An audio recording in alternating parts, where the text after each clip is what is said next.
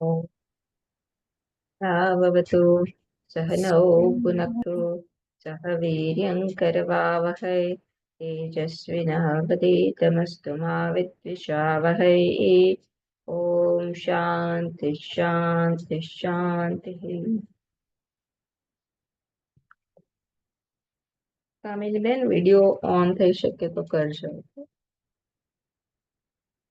તો ઉપદેશ સારમ જોઈ રહ્યા છે, જેમાં 4 પ્રકારના સાધનની ચર્ચા કરવામાં આવે છે. કર્મયોગ, પછી ઉપાસના, પછી આપણે યોગ પતંજલિ યોગનું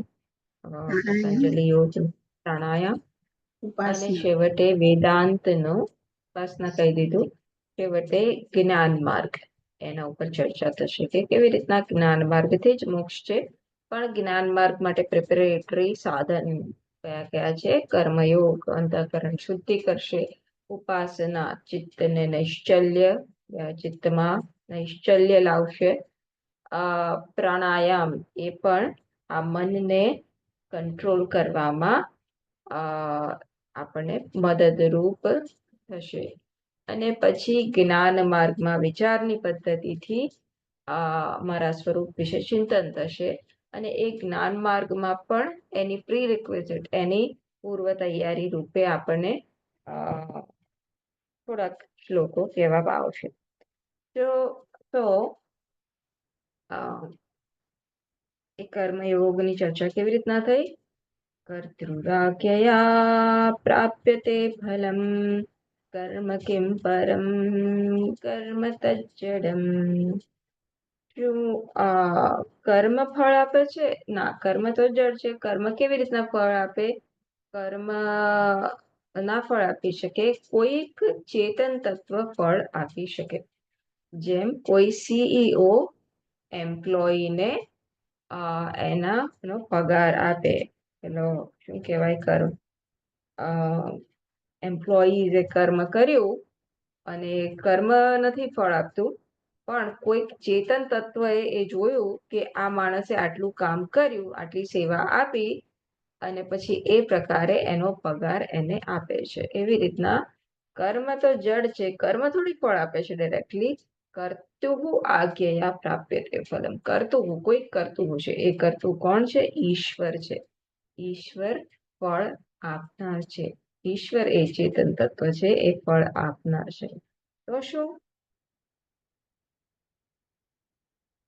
કૃતિમહો દધૌ પતન કારણમ ફલમ શાશ્વતમ ગતિ નિરોધકમ. ઈશ્વર કર્મ ફળ આપનાર છે, પણ ફળ પોતે કેવું છે? એટલે કર્મ પોતે ફળ આપતું નથી, એક વસ્તુ ઈશ્વર આપે છે. એટલે ઈશ્વર છે, કોઈ ચેતન તત્વ છે કે જે આનો નિયંત્રણ કરે છે. કોઈ કર્મ ફળ દાતા છે. ઈશ્વર છે અને કેવો છે? કર્મ ફળ દાતા છે. એ પ્રકારે પહેલા શ્લોકમાં સિદ્ધ કર્યું.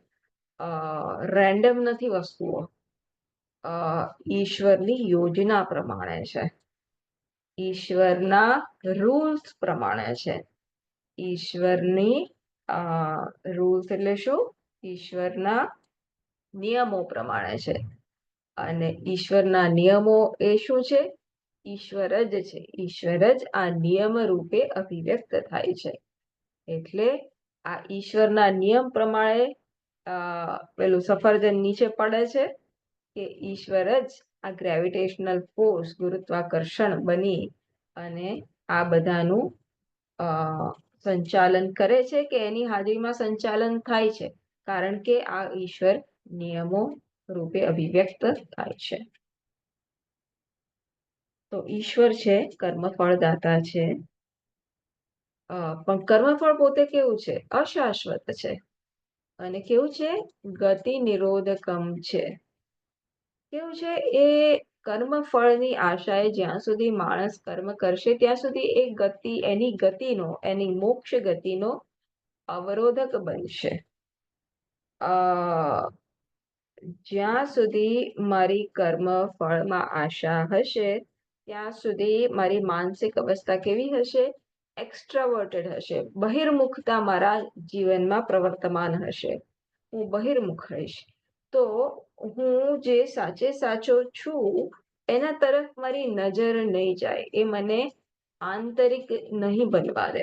એટલે આ કર્મ ફળ કેવું છે? એક તો અશાશ્વત છે, આવનારું જનારું છે, એટલે કાયમી સુખ મને આપી ના શકે. હું કર્મફળ ને કેમ વળગેલો છું? મને એવું લાગે છે કે આ કર્મફળથી મને સુખ મળશે એટલે વળગેલો છું. એટલે એ પ્રોસેસમાં શું થાય છે? મને બહિર્મુખ રાખે છે. મને આંતરિક થવા દેતો નથી. મને એ જોવા નથી દેતો કે હું વિચારું છું કે કર્મફળથી સુખ મળે છે, પણ હકીકતમાં મારા જ પોતાનું આ સ્વરૂપ, સુખ એ મારું જ પોતાનું સ્વરૂપ છે, આનંદ એ મારું જ પોતાનું સ્વરૂપ છે. આ વાસ્તવિકતાથી મને વિખૂટો રાખે છે, મને વંચિત રાખે છે. તો એ રીતના મારી ગતિનો, મારી મોક્ષ ગતિનો નિરોધક છે, અવરોધક છે. અને આ રીતના એ પતનનું કારણ બને છે. તો શું કરવું? કર્મ છોડી દેવું? તો ના, કર્મનું એક પ્રયોજન છે કે એને સારી ભાવનાથી, યોગ્ય ભાવનાથી કરવામાં આવે તો એ ચિત્તની શુદ્ધિ કરનારું બનશે. એટલે એ કર્મને ચિત્તની શુદ્ધિ માટે આપણે વાપરવાનું છે, યોગ્ય રીતના એનો ઉપયોગ કરવાનો છે. અને એ સ્ટેજે આવીએ પછી એ નેક્સ્ટ સ્ટેજે જવાનું છે. પછી એને છોડવાનું છે. ઇન ધ સેન્સ પછી એનો એટલો ઉપયોગ રહેતો નથી. એનું કર્મ એનું પ્રયોજન સિદ્ધ કર્યું કહેવાય. ક્યારે? જ્યારે આપણે એને કર્મયોગની ભાવનાથી કરતા આપણા અંતઃકરણને શુદ્ધ બનાવી દીધું ત્યારે. ઈશ્વરાર્પિતમ નિશ્ચયા કૃતમ ચિત્તશોધકમ મુક્તિ સાધકમ. આ પ્રકારે ઈશ્વરને અર્પિત કરતા કરતા બીજી કોઈ ઈચ્છા લાવ્યા વગર હું જે પણ કંઈ કરું, જે પણ હું કરું એને હું ઈશ્વરની ઈચ્છા માટે કરું, મારી ઈચ્છા માટે નહીં, મારા સ્વાર્થને પૂરો કરવા નહીં. પણ હે ઈશ્વર, આ બધું તમે જ મને આપ્યું છે. ટ્રસ્ટીના રૂપમાં પોતાની જાતને જોવાનું કે ચા મેં બનાવી, ચા કોણે બનાવી? તો હું કોણ? હું ટ્રસ્ટી થયો ને. Everything is given. બધું જ મને આપવામાં આવ્યું. કોણે આપ્યું? The giver. આ કર્મ ફળદાતા, આ શુભેચ્છક, આ મારા ઈશ્વરે મને બધું આપ્યું. તો હું મારો સ્વાર્થ ના સાધું. હું મારી ગ્રેટિટ્યુડ, કૃતજ્ઞતા વ્યક્ત કરું કે હે ઈશ્વર, તમે મને આટલું બધું આપ્યું, તો આ રિસોર્સિસથી, આ તમે મને જે આપ્યું એનાથી હું શ્રેષ્ઠ ઉપયોગ કરીને વળી પાછું તમારા જ ચરણે હું આને અર્પણ કરું. અને પ્રસાદ બુદ્ધિથી જે પણ સંજોગો હોય એનો હું સ્વીકાર કરું કે ઈશ્વર મને અહીં કંઈક કશુંક શીખવાડવા માંગે છે અને કશુંક ગ્રોથ મારા પાસેથી એક્સપેક્ટેડ છે. તો એ રીતના ઈશ્વર અર્પણ બુદ્ધિથી અને પ્રસાદ બુદ્ધિથી કર્મ કરવાથી આપણું ચિત્ત શુદ્ધ થશે. પછી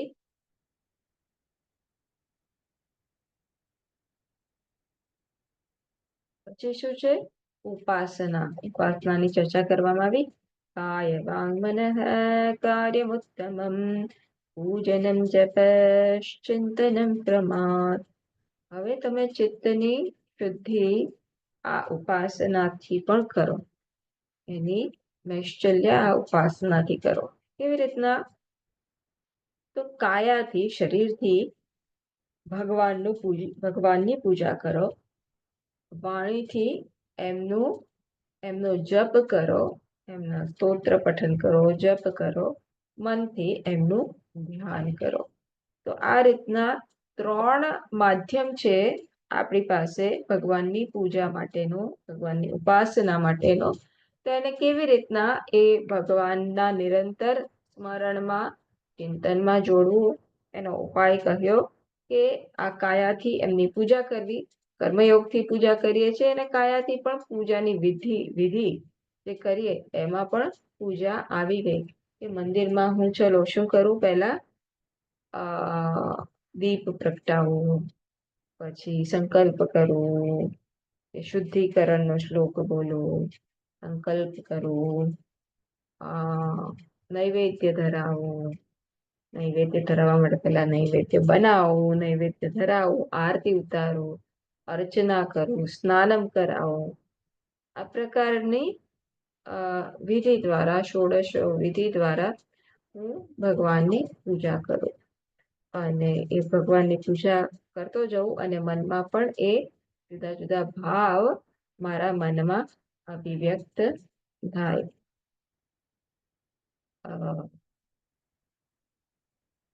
વૈષ્ણવોમાં શ્રીંગાર, મંગળા કરું, શ્રીંગાર કરું, પલના કરું ભગવાનને, એ જ એટલે પૂજાના જુદા જુદા પ્રકાર. વાણીથી હું જપ કરું, કે હું મારી વાણીને શેમાં જોડું, વ્યર્થ ચિંતનમાં ના જોડું, ભગવાનના ચિંતનમાં જોડું, ભગવાનના નામ સ્મરણમાં જોડું. અને આ પ્રકારે મંત્ર ઉચ્ચારણ કરીને એમાં જોડી અને મારા એક વાક્યતા નહીં પણ એક સિંગલ પોઇન્ટેડનેસ આને હું સાધું. મારા મનમાં આ એક ચિંતન થાય એના માટેની સાધના ચાલુ રાખો. ચિંતન ધ્યાન કરો, ભગવાનનું ધ્યાન કરો. તો આ રીતના ઉપાસના હું કરી શકું, એ કરું ભગવાનની. પણ કયા ભગવાનની? પેલો મંદિરમાં લાલો આ પ્રકારે બેઠો છે એ જ કયા લાલાની?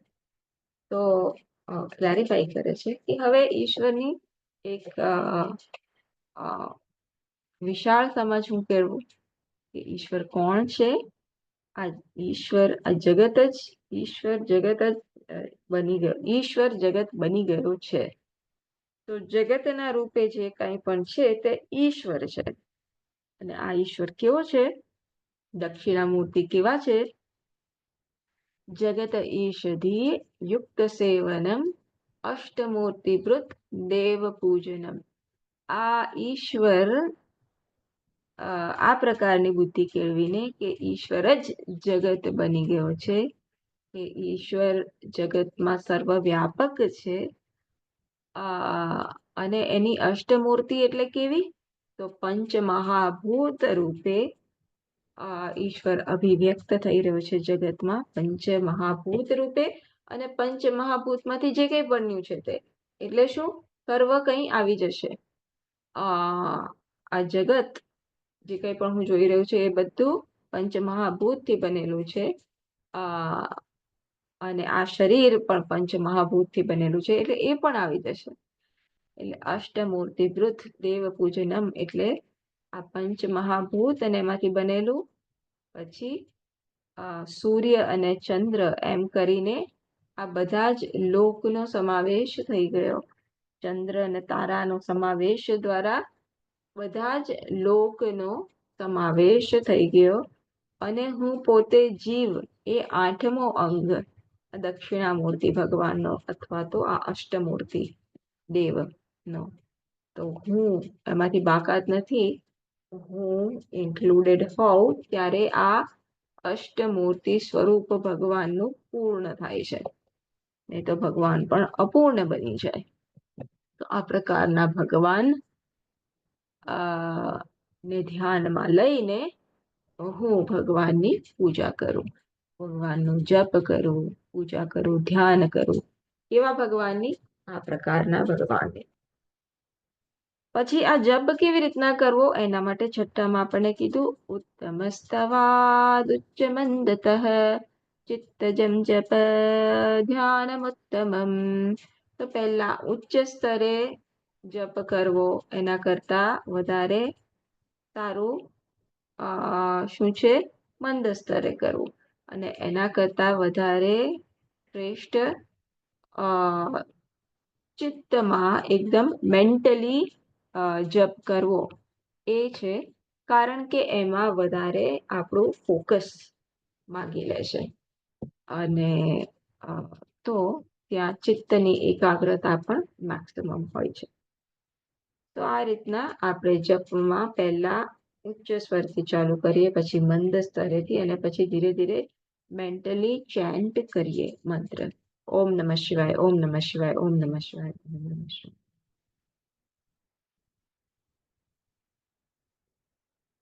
તો આ પ્રકારે કરતા જઈએ અને એ આપણી સ્વાભાવિક શાંતિ છે એનો અનુભવ પણ કરીએ અને એ ફોકસ પણ કેળવતા જઈએ. પછી એ જપ કેવું હોય એના માટે 8મા શ્લોક 7મામાં કીધું, આજ્ય ધારયા શ્રોત સમમ સરલ ચિંતનમ વિરલતઃ પરમ. આજ્ય ધારયા, આજ્ય એ શું છે?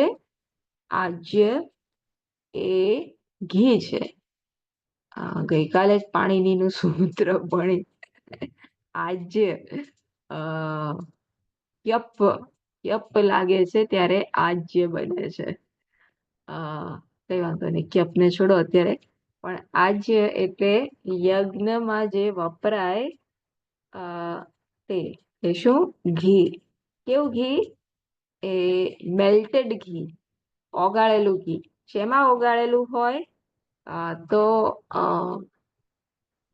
સૂરજની ગરમીમાં, તાપમાં, સૂરજના તાપમાં જેને ઓગાળવામાં આવેલું હોય એ ઘીને હોમમાં, યજ્ઞમાં વપરાય છે. તો એ ઘી કેમ મેલ્ટેડ ઘી કીધું? થીજેલું ઘીની ધારા નહીં, મેલ્ટેડ ઘીની. આ સૂરજના તાપમાં તપેલું હોય અને યજ્ઞશાળામાં જે વાપરવામાં આવ્યું હોય તે એ કેવું હોય? પવિત્ર હોય. ભગવાનને આપણે ઓફર કરીએ કેવું હોય? પવિત્ર હોય. એ પવિત્રતાનું પણ સંકેત આપવામાં આવે છે. નહીં તો કોઈ પણ ઘી આપણે ઘૃતમ ધારે એવું કહી જ શક્યા હોત. ઘૃતમ કેમ ના કીધું? આજ્ય કેમ કીધું? આજ્ય એટલે પણ ઘી, પણ ઘૃતમ કેમ ના કીધું? એ પવિત્રતાની ભાવના ઉમેરવી હતી કે હોમમાં આપણે શું વાપરીએ? ઘી નથી વાપરતા, આજ્ય વાપરીએ છીએ. ભગવાનને ઓફર કરીએ છીએ, અગ્નિ દેવતાને ઓફર કરીએ છીએ આજ્ય. એ ઘીની ધારા, એ આજ્યની ધારા કેવી હોય છે? કોઈ બ્રેક વગરની હોય છે. ઘી આમ રેડીએ તો એમાં કોઈ પણ આમ એ છૂટું નથી પડતું. મધ કદાચ આપણે આમ રેડીએ તો મધમાં કદાચ એવું, મધમાં આમ તો એવું નથી જ, છતાં પણ ઘીમાં કેવું છે કે સાતત્ય જળવાઈ રહે છે. એ જ રીતના તમારા જપનું સાતત્ય તમે જાળવી રાખો, અથવા તો એ સાતત્ય વાળો જપ જે છે એ વધારે શ્રેષ્ઠ છે. શેના કરતા? કે આપણા જપમાં વિક્ષેપ થાય અને ઓમ નમઃ શિવાય, ઓમ નમઃ શિવાય, પેલું દૂધ બંધ કર્યું કે નહીં, કે કાલે શું કરવાનું છે, કાલે જવાનું છે કે નહીં, ત્યાં આજે સાંજે કોણ મહેમાન આવવાના છે કે નહીં. તો આ સાતત્ય બ્રેક થાય એના કરતા સાતત્ય જળવાઈ રહે એ પ્રકારનો જપ વધુ શ્રેષ્ઠ છે.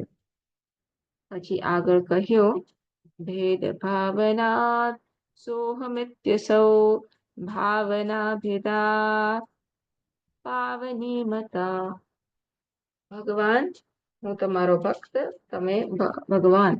એ રીતના હું તમારાથી જુદો છું. હું દીન છું, હેલ્પલેસ છું, અને તમે સર્વ કર્મ ફળદાતા, સર્વ કંઈ આપનારા, દયાળુ. આ પ્રકારે ભેદ ભાવનાથી હું ભગવાનને ભજવું એના કરતા શું શું શ્રેષ્ઠ છે? અષ્ટમૂર્તિ વૃદ્ધ, કે હું પણ આવી ગયો હું ભગવાનથી વિકુટો હોઉં તો ભગવાન ભગવાન ના રહે. ભગવાન મારામાં અને તમારામાં કોઈ ભેદ નથી. અને એ રીતના હું આ ભાવનાથી શરૂઆતમાં જ્ઞાન ના થયું હોય છતાં પણ આ ભાવનાથી હું ભજું એ વધુ શ્રેષ્ઠ છે. રાસલીલાનો એક્ઝામ્પલ લીધો હતો ને લાસ્ટ ટાઈમ, કે કેવી રીતના જ્યાં સુધી રાધા અને કૃષ્ણ એ વિરહ એ સેપરેશન એ ભેગા નથી થયા તો એ સેપરેશનમાં કેવા બળે છે.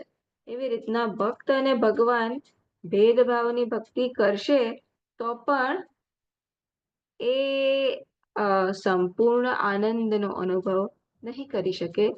અને સંપૂર્ણ આનંદનો અનુભવ નહીં કરવાથી સહેજ દુઃખ કે સહેજ વંચિતતા કે સહેજ અધૂરપની લાગણી રહી જશે. તો સોહમ ભાવેન પૂજયે, આ પ્રકારે સોહમ ભાવનાથી એ ભગવાન હું જ છું, એ ભગવાન અને મારું સ્વરૂપ શુદ્ધ સ્વરૂપ માં કાંઈ ફેર નથી. એ ભાવનાથી કરવાથી, આવી પવિત્ર ભાવના કરવાથી એ જે અધૂરપની લાગણી છે એ ધીરે ધીરે એ જતી રહેશે. કે એમાંથી આપણે ગ્રો થઈશું, એમાંથી આપણે ગ્રો શું કહેવાય, ગ્રો થઈશું ને એમાંથી આપણે બહાર આવીશું. પછી કહે છે ભાવ શૂન્ય સદભાવ સુસ્થિતિ ભાવના બલાદ ભક્તિરુત્તમા. આ બધી ભક્તિ શૂન્ય ભાવથી મેકેનિકલી કરવી એના કરતા વધુ શ્રેષ્ઠ શું છે? ભાવનાથી કરું. ભલે થોડુંક કરું પણ જેટલું કરું એટલી ભાવના મારી એમાં ઉમેરાય. એ શુદ્ધ ભાવનાથી હું કરું એ વધારે ઈચ્છનીય છે.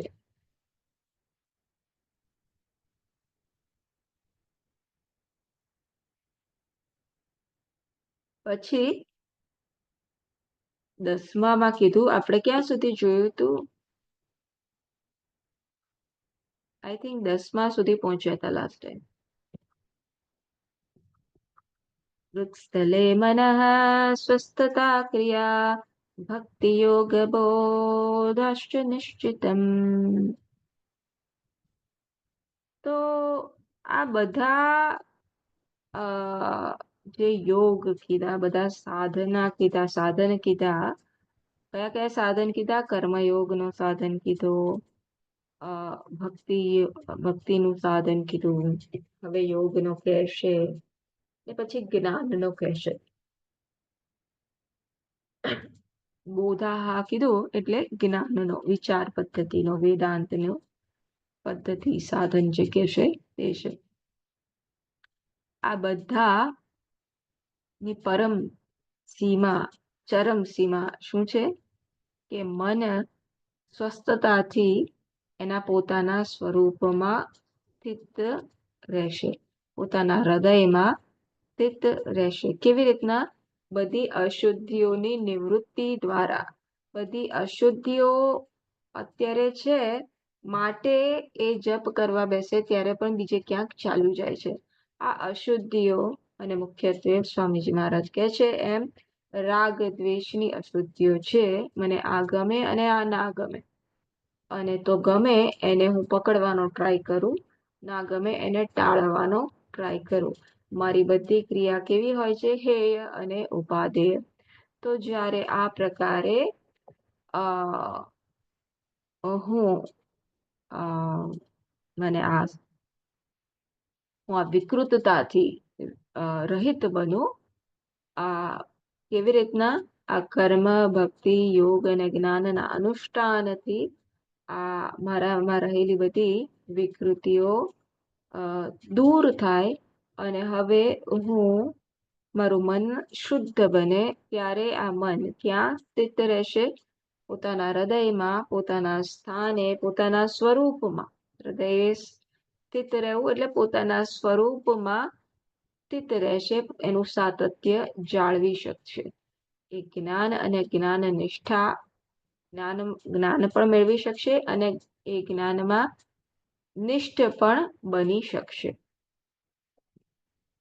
તો આ બધી જ સાધનાનું કલ્મિનેશન, એનું ફળ અહીં કીધું. એનું ફળ શું છે? પોતાના સ્વરૂપમાં સ્થિતિ એ એનું ફળ છે. હવે આગળ પાછું પ્રાણાયામની જે પદ્ધતિ છે પતંજલિ યોગની, એના ઉપર ચર્ચા કરે છે. 11મા શ્લોકમાં વાયુરોધનાલીયતે મનઃ જાલપક્ષિવત રોધ સાધનમ. બીજું એક સાધન છે પ્રાણાયામનું, વાયુનું. આ વાયુનું રોધન કરવાથી મન લીન થઈ જાય છે. તો આખા 11, 12, 13, 14 જે નેક્સ્ટ સિરીઝમાં જે કહેવા માંગે છે એ પહેલા કહી દઈએ કે જાણે કે બે શાખા છે. એક શાખા મનનું નિયંત્રણ કરે છે, બીજી શાખા પ્રાણનું નિયંત્રણ કરે છે. તો કેવી રીતના આપણે ઝાડ હોય અને ધારો કે બે શાખા હોય, એક શાખા નીચે છે, બીજી ઉપર છે. ઉપરની શાખામાં આંબો છે, એમાં કેરી લટકે છે, એ ત્યાં સુધી આપણી પહોંચ નથી. તો આપણે શું કરીશું? આ નીચેની શાખામાં આપણે પહોંચી શકીએ છીએ, તો કાં તો હાથથી અથવા તો પેલા સળિયાથી એ નીચેની ડાળીને ખેંચીશું, તો પેલી ઉપરની ડાળી જેમાં કેરી લટકતી છે એ પણ હાથમાં આવશે ને. એવી રીતના આ બે શાખા છે કે એકને ખેંચો તો બીજાનું પણ નિયંત્રણ કરવામાં સહેલાઈ થાય. તો એ રીતના આ મન અને પ્રાણ, આ એક જ ઝાડમાં બે એવી શાખા છે કે જેનું મનનું નિયંત્રણ કરો તો પ્રાણનું નિયંત્રણ થશે, અથવા તો પ્રાણનું નિયંત્રણ કરો તો મનનું નિયંત્રણ થશે. એટલે જો મનનું નિયંત્રણ ના કરી શકો તો શું થઈ શકે? પ્રાણાયામ દ્વારા આપણે આપણા મનના વિચારોનું નિયંત્રણ કરી શકીએ. જો આપણું મન એક જગ્યાએ બેસતું ના હોય તો શું કરવાનું? પ્રાણાયામ કરવાનું. એટલે ધ્યાન કે જપ પહેલા શું એડવાઇસ કરે છે કે તમે પ્રાણાયામ કરો. તો એ પ્રાણાયામ કરવાથી મન સ્વસ્થ સ્થિર બને છે. એના વિચારનો જે ફ્લો હોય છે, ધોધ હોય છે, એ ધીરે ધીરે શાંત થતો જાય છે. તો આમાં શું થાય છે? વિચારનો કંટ્રોલ થાય છે. પ્રાણાયામથી શું થાય છે? વિચારનો જે ફ્લો આવે છે એને જાણે કે આપણે ડેમ કરી દઈએ છીએ. એટલે એ કાયમ માટે મટી નથી જતા. એટલે જેવી રીતના આપણે અથવા તો જ્યાં સુધી એ પ્રાણાયામનો ફોર્સ કે એનો ઇમ્પેક્ટ રહેશે ત્યાં સુધી એ વિચાર એ રીતના કંટ્રોલ્ડ ફોર્મમાં રહેશે. તો નહીં રહે, શાંત થઈ જશે. પછી થોડી વારમાં પાછા એ ઉભરો એનો ભરતી આવશે. ભરતી અને ઓટ એવી રીતના આ પ્રાણાયામનું કામ થશે. પ્રાણાયામ વર્ક તો કરશે, પણ એ જેવી એની ઇફેક્ટ જશે પાછા વિચારોની અભિવ્યક્તિ આપણા માનસ પટ પર થશે. તો યોગની પદ્ધતિ શું છે કે વિચારથી દુઃખ થાય છે, માટે વિચારને શાંત કરો. વેદાંતની પ્રક્રિયા શું છે? વિચાર દુઃખ નથી આપતું, વિચાર અથવા તો મનની વૃત્તિ દુઃખ નથી આપતું.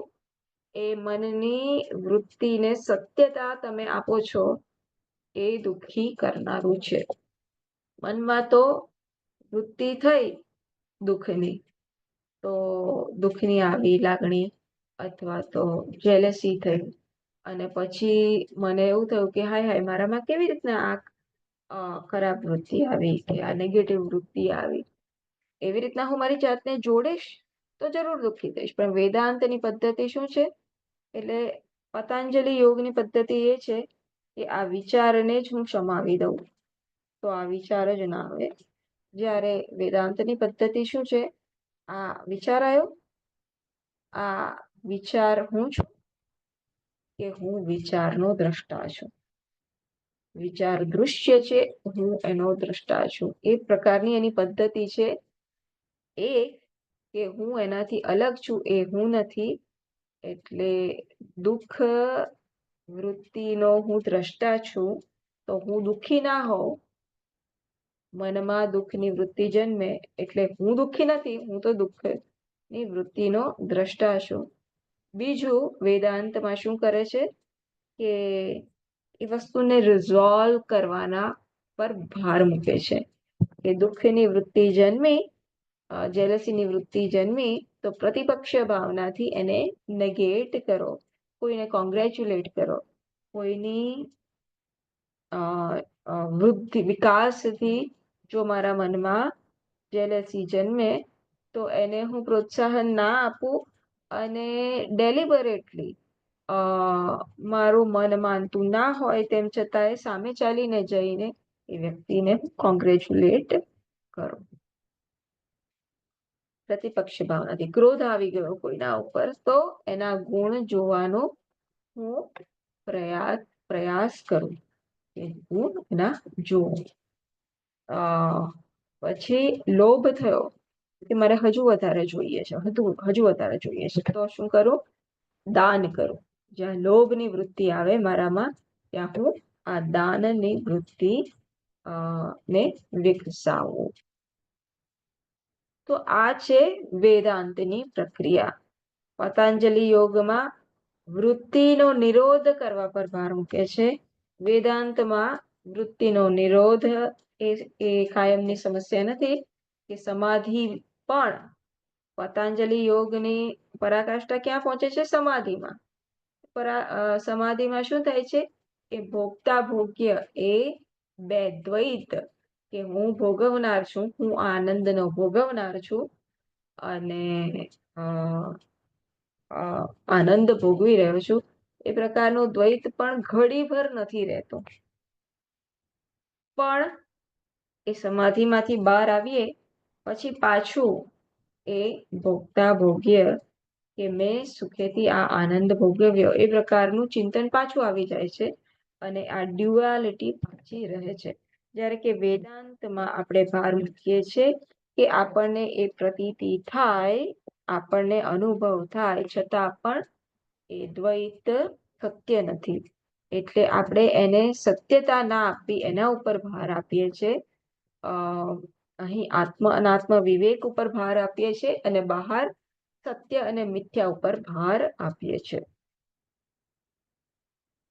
તો આ ફંડામેન્ટલ ડિફરન્સીસ છે વેદાંત અને પતંજલ યોગમાં.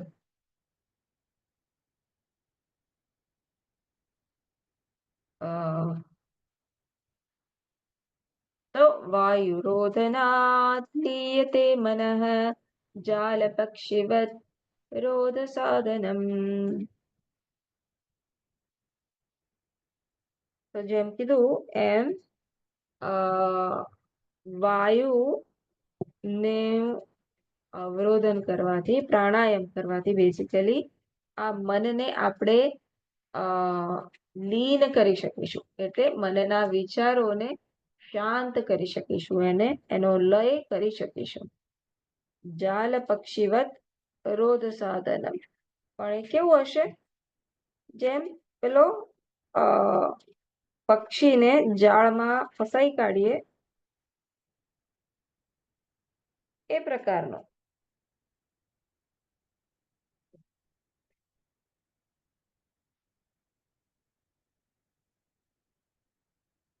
એક મિનિટ.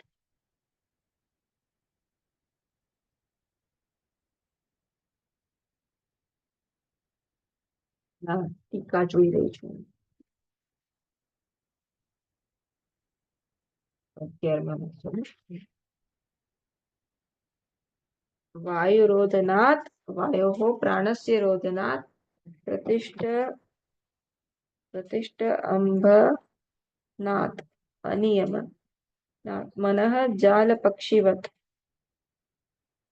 લીયતે આત્મની નિશ્ચલમ રુદ્ધમ. એટલે કેવી રીતના પેલો પક્ષી જાળમાં ફસાય છે અને જાળમાં જાય છે, એ રીતના આ પ્રાણાયામ એ જાળ છે કે જ્યાં મન કે મનના બધા વિચારો જઈને લય પામે છે, અથવા તો ફસાઈ જાય છે, કે અથવા તો એમાંથી બહાર ફસાઈ જાય છે. કયા અર્થમાં? એમાંથી પછી પાછા બહાર ઉડી નથી શકતા. આ પ્રાણાયામથી એ હૃદયમાં લય પામે છે અને એ જેમ અત્યારે ઉડી રહ્યા છે મન ફાવે તેમ, એમ ઉડતા નથી. પક્ષીઓ કેમ મન ફાવે એમ ઉડે છે, તો જ્યારે એને એ જાળમાં આવી જાય તો એ મન ફાવે એમ ઉડી નથી શકતા, એમની સ્વતંત્રતા ગુમાવી બેસે છે. એમ આ મન અત્યારે પોતાના સ્વતંત્રતા મુજબ પોતાના વિચારોની અભિવ્યક્તિ થઈ રહી છે. તો એને આ પ્રાણાયામ દ્વારા એનો કંટ્રોલ, એનો નિરોધ થઈ શકે છે.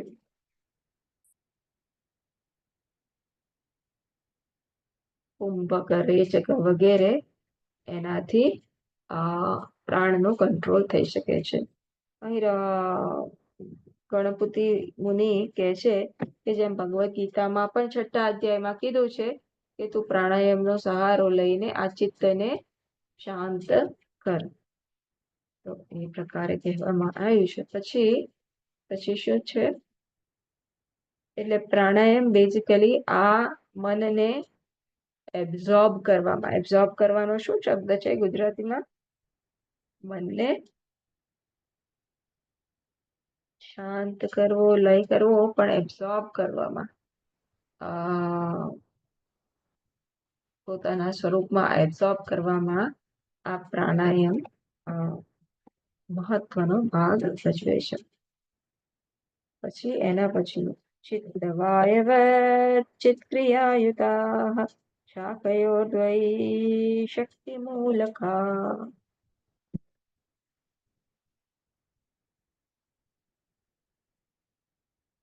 તો 11મા શ્લોકમાં જે કીધું એનું કારણ શું છે? તો 12મો શ્લોક કીધો કે કેમ આવું છે કે પ્રાણાયામથી મનને હું કાબુમાં લાવી શકું. તો શાખયોર્દ્વયી શક્તિ મૂલકા, આ મન અને પ્રાણ એ બે શાખા છે. ક્રિયાશક્તિ અને પ્રાણ શક્તિ એ બે મૂળ શક્તિઓ છે. શક્તિ મૂલકા, આ બે મૂળ શક્તિ, ક્રિયાશક્તિ અને પ્રાણ શક્તિ એ એક જ ઝાડની બે શાખાઓ છે કે એકને કંટ્રોલ કરીશ તો બીજાને કંટ્રોલમાં લાવી શકીશ. ચિત્ત વાયવત, ચિત્ત વાયુ જેવું છે અને ક્રિયાયુતા,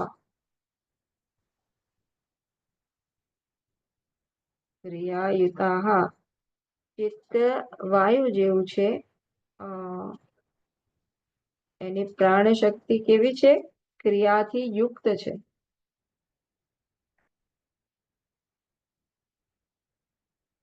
લાવ સંસ્કૃત ટ્રાન્સલેશન વાંચવાનું. ચિત્ત ક્રિયાયુતા ક્રમેણ ચિત્તા ક્રિયયા યુતા. ચિત્ત વાયવઃ ચિત્તાની મનાંસી વાયવઃ પ્રાણાશ્ચ ચિત્તાની ક્રિયાયુતા.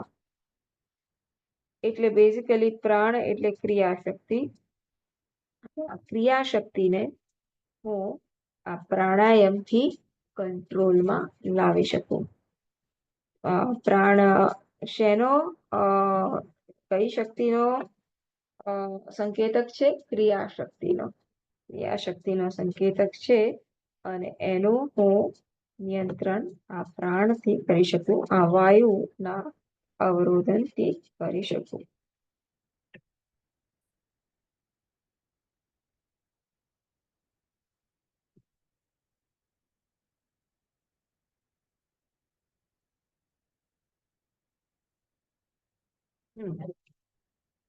તો પછી લય વિનાશને ઉભય રોદને લયગતમ પુનર્ભવતિ નો મૃતમ. લય વિનાશને ઉભય રોધને લયગતમ પુનર્ભવતિ નો મૃતમ. તો એક વસ્તુ છે કે મનનો લય થાય, એક બીજી વસ્તુ છે મનનો વિનાશ થાય. તો ફરક એટલો છે કે મનનો લય કરીશું પ્રાણાયામથી તો શું થશે, એ પ્રાણાયામ ની ઇફેક્ટ પતી જશે. પછી શું થશે કે મન એમાંથી પાછું જેવું હતું એવું બહાર આવશે. અને મનનો એના જગ્યાએ લયના બદલે એનો વિનાશ કરીશું તો શું થશે, મનનો વિનાશ થશે તો એ પાછું ફરીથી એ ઊભું નહીં થઈ શકે. તો બે પ્રક્રિયાની અહીંયા સ્પષ્ટતા કરે છે 13મા શ્લોકમાં. એ પ્રાણાયામ એટલે મનનો લય છે. જ્યારે મનનો વિનાશ થાય પછી આ મન પાછું એનું મોઢું ઊંચું નહીં કરી શકે. તો મનનો વિનાશ કેવી રીતના થાય છે, વિચાર પદ્ધતિથી, વેદાંતની પ્રક્રિયાથી, વિચાર દ્વારા, જ્ઞાન માર્ગ દ્વારા મનનો વિનાશ થાય છે. મનનો વિનાશ એટલે શું, મનના સ્વરૂપના ચિંતનથી આ મનનું સાચું સ્વરૂપ શું છે એની આપણને સમજ પડવી, અને એ સમજમાં પછી મનનું સેપરેટ અસ્તિત્વ નથી રહેતું. અત્યારે હું અને આ મન એ પ્રકારનું જે આપણી વિચાર સરણી છે એ પછી રહેતી નથી. તો લયથી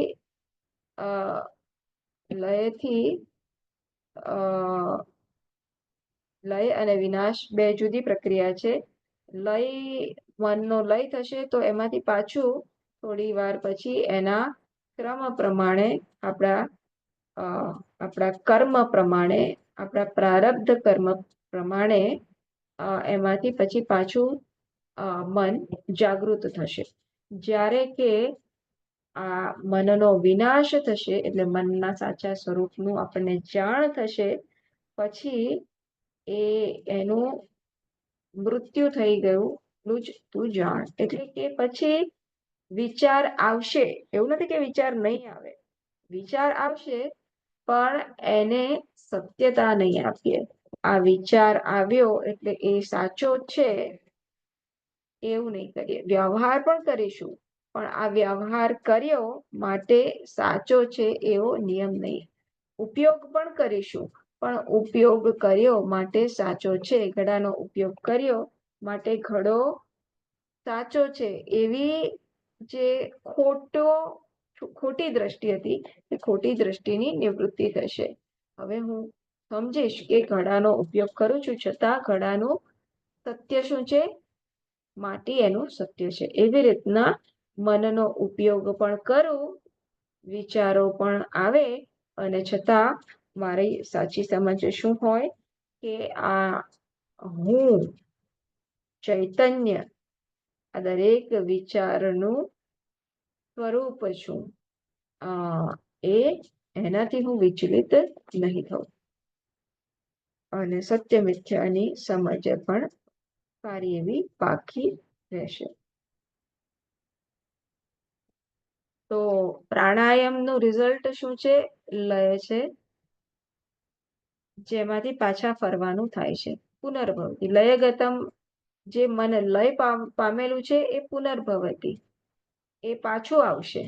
પુનર્ભવતી, એ પાછું વળી પાછું આવશે માનસ પટ પર. પણ જે મનનો વિનાશ થયો છે આ વિચાર પદ્ધતિ દ્વારા, એ પાછું નહીં આવી શકે. જો ઉભય રોધને, કોનું, મનઃ, આ મનને બે પ્રકારે રોધન કરી શકો, બે પ્રકારે એને કંટ્રોલમાં કરી શકો, કાં તો લયથી અથવા તો વિનાશથી. આ અહીં 13મા શ્લોકમાં કીધું. મનના લયથી પણ, પ્રાણાયામથી પણ એને તમને અવરોધ કરી શકો અને એના વિનાશથી પણ. જ્ઞાન માર્ગમાં વિનાશ કરવામાં આવે છે મનનો, એટલે કે એના સાચા સ્વરૂપને સમજવામાં આવે છે. જ્યારે પતંજલિ યોગમાં એનો લય એટલે કે એને શાંત કરવામાં આવે છે થોડી વાર માટે.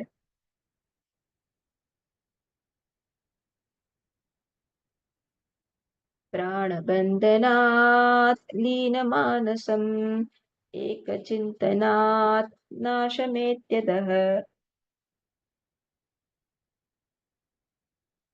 14.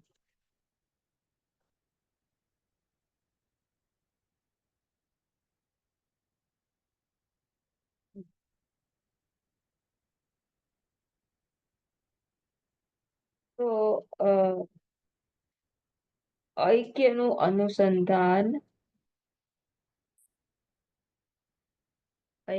અનુસંધાન મનોનાશનો હેતુ છે એવું કે છે અહીં. હું સંસ્કૃતનું ટ્રાન્સલેશન એકવાર વાંચું છું, જે અહીંયા ટીકા કીધી છે ગણપતિ મુનિએ, એનું એક ટ્રાન્સલેશન મારી પાસે છે, એ વાંચું છું. कुंभक के द्वारा प्राण के प्रतिष्ठंभन अथवा आगमन निर्गमन के प्रत्यवेक्षण से प्राणायाम करता હોય એના નિરીક્ષણ દ્વારા પ્રાણ કા નિયમન કરને પર, આ પ્રકારે પ્રાણનું નિયમન કરવાથી મન ही लीन हो जाता है, મનના વિચારો શાંત થઈ જાય છે. જે આપણને સ્વામીજી ઓમ નમઃ શિવાય ધ્યાન કરતા પહેલા ઘણીવાર પ્રાણ વિક્ષણમ કરાવે છે. તમે પ્રાણનું ધ્યાન કરો અને એમાં પ્રાણના વિક્ષણમમાં મન જે આડું અવળું ભટકે છે એ શાંત થઈ જાય છે. मन का लय होने पर भी उसका नाश नहीं होता, यह बात कही जा चुकी है આગળ 13માં. किंतु प्राण रोध अथवा प्राण नियमन से लीन मन का आत्म ऐक्य अनुसंधान रूप एक चिंतन से नाश भी हो जाता है. किंतु प्राण अवरोधन अथवा तो प्राणના નિયમનથી શું થાય છે કે પ્રાણના નિયમનથી મન કા આત્મ ઐક્ય અનુસંધાન રૂપ એક ચિંતન છે, એટલે ત્યાં અટકી નહીં જવાનું. પછી ધારો કે પ્રાણાયામનો ઉપયોગ, કારણ કે પ્રાણાયામ પણ સાધન રૂપે કીધો ને, એટલે પ્રાણાયામને સાધન રૂપે કેવી રીતના ઉપયોગ કરી શકાય? તો પ્રાણાયામથી આપણું મન શાંત થયું, મનના વિચારો શાંત થયા, તો એનો યુઝ કરીને, એને યુટિલાઇઝ કરીને પછી શું કરવાનું? પછી આ આત્મ ઐક્યનું અનુસંધાન કરવાનું. જે વેદાંતમાં આપણે ભણ્યા જીવ અને બ્રહ્મના એકાત્મનું જે આપણે ગુરુજી પાસેથી શ્રવણ કર્યું, એને પાછું માનસ પટ પર હું ડેલિબરેટલી લાવું અને એના પર ચિંતન કરું કે કેવી રીતના જો હું અને ઈશ્વર એ એક જ છે, એ કઈ ભિન્ન નથી, એક જ ચૈતન્ય આ ભોગતા અને ભોગ્ય રૂપે પ્રગટી રહ્યો છે. એ પ્રકારે ઈશ્વર અને જીવ તો ખરું જ, પણ ભોગતા અને ભોગ્ય આ દ્વૈત રૂપે પ્રગટી રહ્યો છે. એ રીતના હું સતત ઐક્ય ભાવમાં મારા મનને હું જોડું. એટલે આ પ્રાણાયામ દ્વારા મનનો લય કરીને અથવા તો અવરોધ કરીને આત્મ ઐક્ય અનુસંધાન રૂપ એક ચિંતનથી આ પ્રકારના આત્માના અનુસંધાનથી એક ચિંતનથી જે કોઈ પણ વૃત્તિ મારામાં આવે તો શું કરવું? આત્મ ઐક્ય અનુસંધાન, કે આ મારા આત્માથી, મારા સ્વરૂપથી આ વૃત્તિ ભિન્ન નથી, એ પ્રકારનું સતત ચિંતન કરું. જે પ્રકારે ક્યાં કીધું? કેનોપનિષદમાં બોધમ બોધમ પ્રતિબોધમ મતમ, કે દરેક વૃત્તિમાં, કે દરેક વૃત્તિનું સ્ત્રોત શું છે, એનો અધિષ્ઠાન શું છે? હું દરેક વૃત્તિનો અધિષ્ઠાન છું. તો આ વૃત્તિ રૂપી નામ રૂપ પર હું ફોકસ ના કરું, પણ એના અધિષ્ઠાન અસ્થિ ભાતિ પ્રિય, એનો અધિષ્ઠાન હું, એના પર હું ચિંતન કરું. તો આ આત્મ ઐક્ય અનુસંધાન એટલે જ્યારે પણ મારું મન નામ રૂપમાં ભટકે, એ નામ રૂપમાંથી ખસેડીને એને એના સ્વરૂપમાં, એના આશ્રય, એના અધિષ્ઠાનમાં, એના સ્વરૂપમાં, એના સત સ્વરૂપમાં, એના અસ્થિભાતિ પ્રિય સ્વરૂપમાં એને હું પાછો લાવું. તો પ્રાણાયામમાં આ પ્રકારે આત્માના ઐક્યનું અનુસંધાન રૂપ ચિંતન કરવાથી છેવટે આ મનનો નાશ થાય છે. એટલે એ દ્વૈત આવે, વિચાર આવે, તો પણ એને સત્યતા આપવાનું હું બંધ કરું છું. तात्पर्य यह है कि प्राण रोध मन के लय का ही हेतु है, विनाश का नहीं. मन के लीन होने पर ऐक्य अनुसंधान मनोनाश का हेतु हो जाता है. तो मनोनाश કેવી રીતના થશે? ખાલી પેલા વિચાર શાંત થયા એ મનોનાશ નહીં કરે. મનોનાશ કેવી રીતના થશે? આપણે ડેલિબરેટલી આ ઐક્ય ભાવ લાવીશું કે મને પ્રતીતિ થાય અને છતાં હું સત્યતા ના આપું. મને લલિતભાઈ, મને કામિની બેન, મને આ પડદા, મને આ ઝાડ, એની પ્રતીતિ થાય અને હું એને દ્વૈત ગણું, એ અત્યાર સુધીની ભાવના છે. પણ મને પ્રતીતિ થાય અને છતાં હું કહી શકું કે ના, આ મને ખાલી દેખાય છે માટે આ ભિન્ન થઈ ગયું, એવું નથી. આ પણ આની સત્યતા શું છે? નામ રૂપ અસ્થિ ભાતિ પ્રિય. કોકને પ્રિય છે, મને પ્રિય છે. ક્યારે પ્રિય છે? આ બપોરના બહુ તડકો આવે ત્યારે આ તાપ ને ઓછો કરવામાં, આ રૂમમાં બહુ તડકો ના પડે એના માટે આ કામનો છે, ઉપયોગી છે, માટે પ્રિય છે. તો અસ્થિ ભાતિ પ્રિય એનું સ્વરૂપ છે. નામ રૂપની ઉપેક્ષા કરી. તો નામ રૂપની ઉપેક્ષા કરી અને એના સ્વરૂપ ઉપર તું આવ. કોઈ વિચાર આવ્યો, પેલા એ કેમ આવું કીધું? તો અગેન નામ રૂપની ઉપેક્ષા કરી અને એ સ્વરૂપ ઉપર આવ.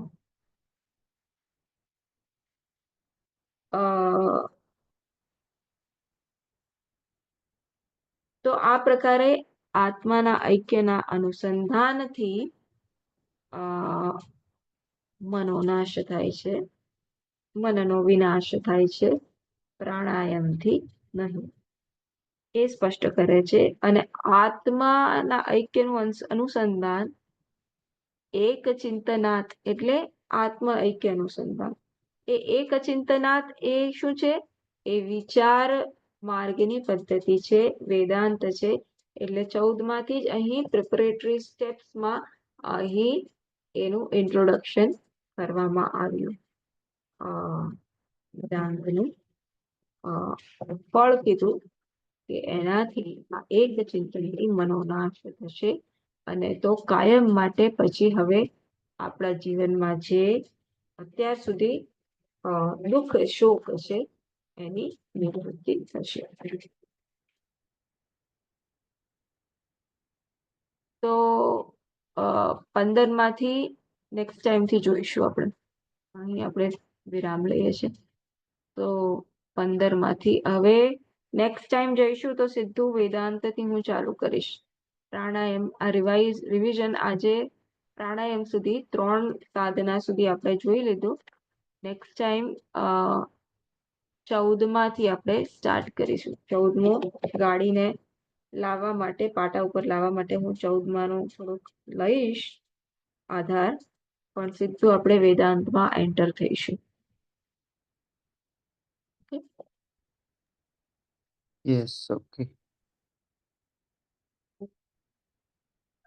पूर्णमिदं पूर्णात् पूर्णमुदच्यते पूर्णस्य पूर्णमादाय पूर्णमेवावशिष्यते. ओम शांति शांति शांति.